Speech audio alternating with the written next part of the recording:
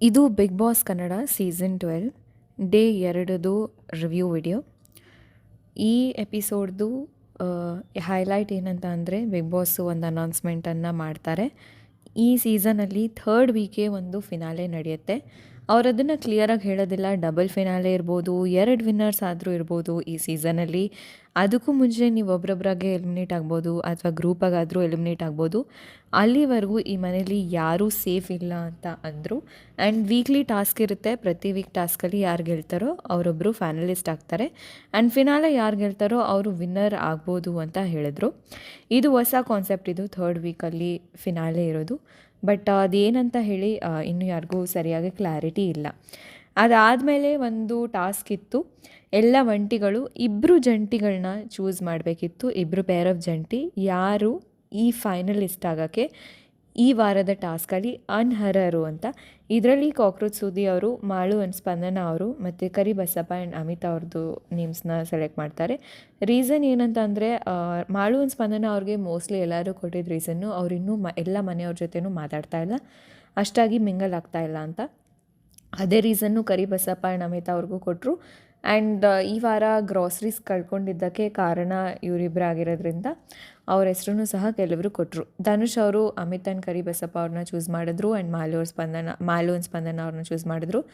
ಜಾನ್ವಿ ಅವರು ಅಭಿಷೇಕ್ ಆ್ಯಂಡ್ ಅಶ್ವಿನಿ ಮತ್ತು ಸ್ಪಂದನ ಆ್ಯಂಡ್ ಮಾಲು ಅವ್ರನ್ನ ಚೂಸ್ ಮಾಡಿದ್ರು.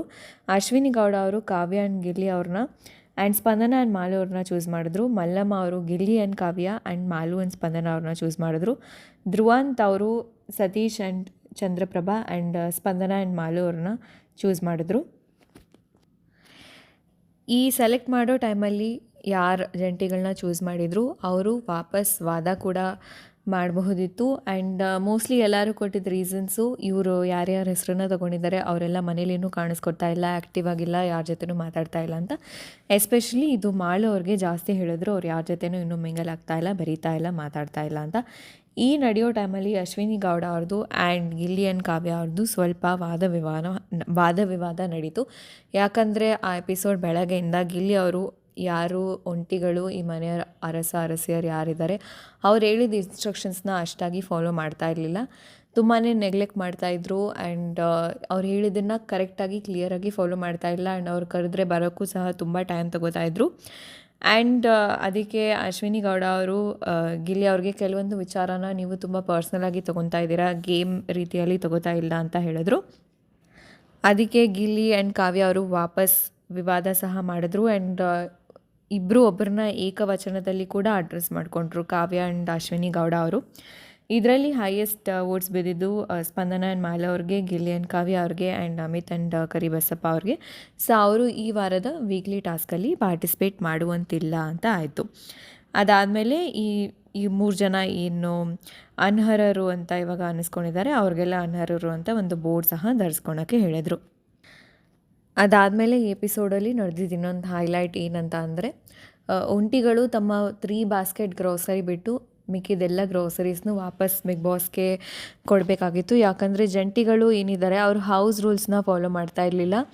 ಆ್ಯಂಡ್ ಜಂಟಿಗಳು ಯಾವಾಗೂ ಒಟ್ಟಿಗೆ ಇರಬೇಕಿತ್ತು. ಆ್ಯಂಡ್ ದಾರ ಏನವರು ಕಟ್ಕೊಂಡಿದ್ದಾರೆ ಅದನ್ನು ರಿಮೂವ್ ಮಾಡಬಾರ್ದಿತ್ತು ಎಕ್ಸೆಪ್ಟ್ ಫಾರ್ ಸ್ನಾನ ಮಾಡೋವಾಗ ನಿದ್ದೆ ಮಾಡೋವಾಗ. ಬಟ್ ಸಾಕಷ್ಟು ಸಲ ಅವರು ಒಟ್ಟಿಗೆ ಓಡಾಡ್ತಾ ಇರಲಿಲ್ಲ. ಆ್ಯಂಡ್ ಒಂಟಿಗಳು ಅದನ್ನು ನೋಡಿನೂ ಸಹ ಏನೂ ಅಂದಿರ ಇರೋದ್ರಿಂದ ಅವರು ಗ್ರಾಸರೀಸ್ನ ಕಳ್ಕೊಂಡ್ರು. ಅದಾದಮೇಲೆ ಲಾಸ್ಟಲ್ಲಿ ಒಂದು ಟಾಸ್ಕ್ ನಡೀತು ಫೈನಲಿಸ್ಟ್ಗೆ. ಒಂಟಿಗಳ ಸೈಡಲ್ಲಿ ಆಡಿದ್ದು ಕಾಕ್ರೋಚ್ ಸುದಿ ಅವರು, ದರ್ಶನ್ ಅವರು ಮತ್ತು ಧ್ರುವಂತ್ ಅವರು. ಸುದಿ ಅವರು, ಧನುಷ್ ಅವರು ಆ್ಯಂಡ್ ಧ್ರುವಂತ್ ಅವರು.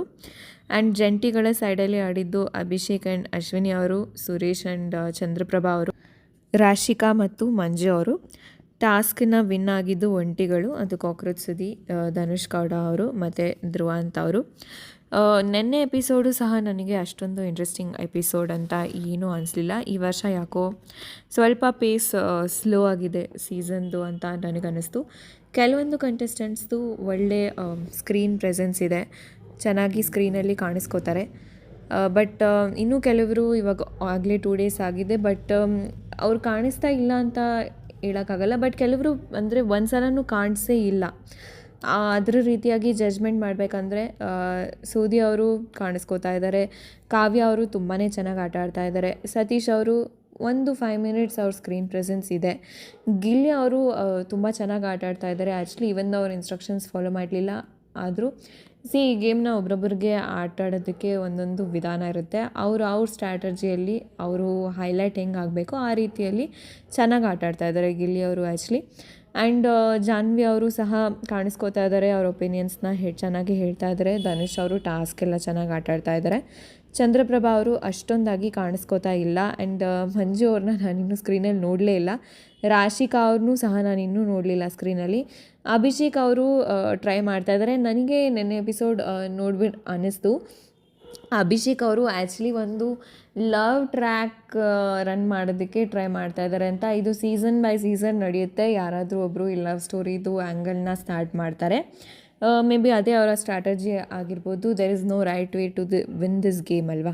ಆ್ಯಂಡ್ ಮಲ್ಲಮ್ಮ ಅವರು ಐ ಮಸ್ಟ್ ರಿಯಲಿ ಅಪ್ರಿಷಿಯೇಟ್, ಅವ್ರ ಸ್ಕ್ರೀನ್ ಪ್ರೆಸೆನ್ಸ್ ತುಂಬಾ ಚೆನ್ನಾಗಿದೆ. ಎವ್ರಿ ಎಪಿಸೋಡಲ್ಲಿ ಮಿನಿಮಮ್ 15 ಮಿನಿಟ್ಸ್ ಇವರು ಸ್ಕ್ರೀನಲ್ಲಿ ಕಾಣಿಸ್ಕೋತಾನೆ ಇದ್ದಾರೆ ಕಾನ್ಸ್ಟೆಂಟಾಗಿ, and it's a very good. And Ashwini ಅವರು ಅಷ್ಟಾಗಿ ಕಾಣಿಸ್ತಾ ಇಲ್ಲ ಆ್ಯಕ್ಚುಲಿ.